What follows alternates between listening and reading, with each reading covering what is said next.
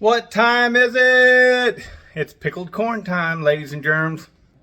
Lots of people like to get the nice sweet corn whenever it's fresh and just right off of the stalk or whatever and eat it up in many different ways.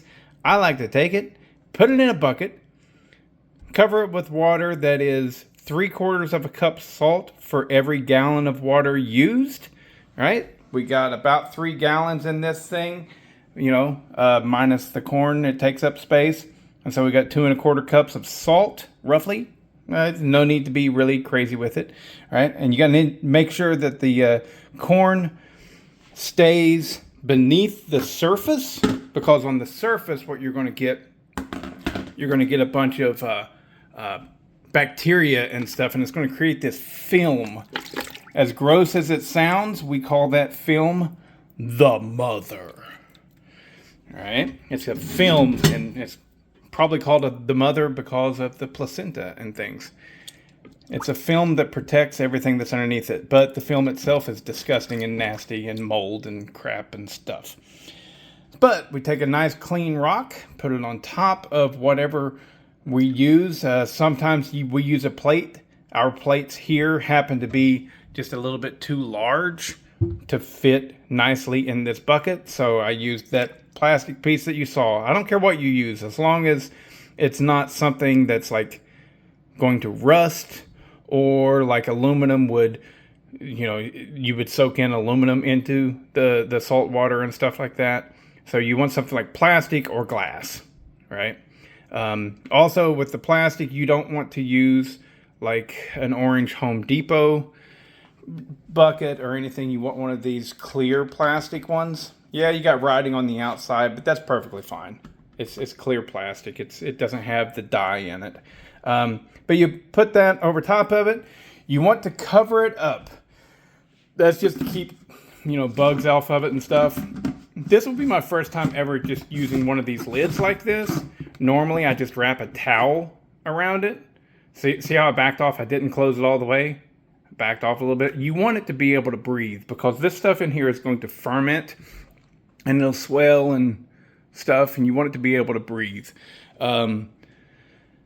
But aside from that, now, like normally I would do a towel and then I'd wrap a string around it and it would breathe through the towel. But this is the first time I'm trying this lid.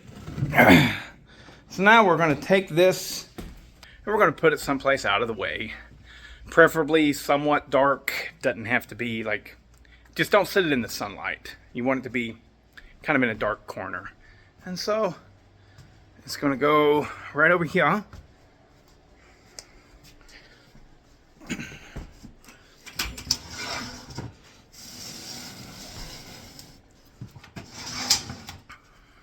It's tucked away back in there.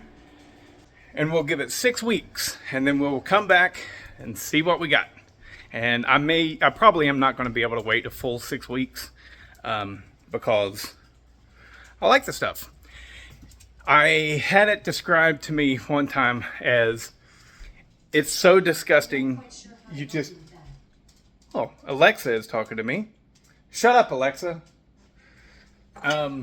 Anyways... Big brother's always listening. It's so disgusting, you just got to take another bite.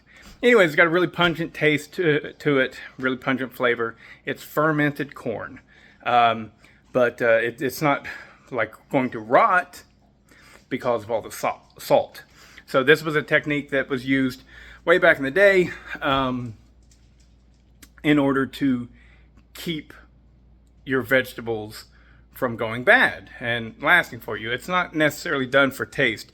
Although I will say that if you know how to utilize it, it's much like vinegar, and it can really complement stuff. Some of the best barbecue sauces, I think, are vinegar based, but vinegar on its own is disgusting. Sometimes I'll take vinegar and add a little dash of that vinegar, white vinegar. I don't really care so much for the apple cider vinegar, but I'll take the white vinegar and add it to chili or to a beef stew, and people will go, "Oh, what's that little punch right there?" So knowing how to utilize your flavors is awesome, and pickled corn is no different. Like if you take this pickled corn and cut a little bit of it off of the cob and utilize it in like a cold salad, like a pasta salad or something. Pat, tell your wife. All right, tell your wife. Pat's wife makes a mean pasta salad, right? So it's delicious, and I think that a little bit of this pickled corn in there would complement it. Perfecto, right? It would be so good. So, anyways, but I tend to eat it right off the cob. I'm used to the taste and the flavor, and I enjoy it. It brings me back to childhood, and give it a shot. Ethan, your pretty little wife would love this, because I know she likes making bread and all that stuff. She'd be into this. She'd like doing it. Tell her.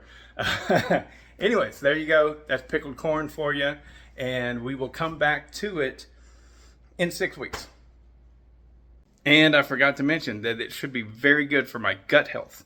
This is very similar to kombucha, that type of thing. Fermented products. Now, it's got to be fermented, all right? Like pickles, like typical dill pickles in vinegar. The vinegar prevents fermentation, right? The salt allows for some fermentation,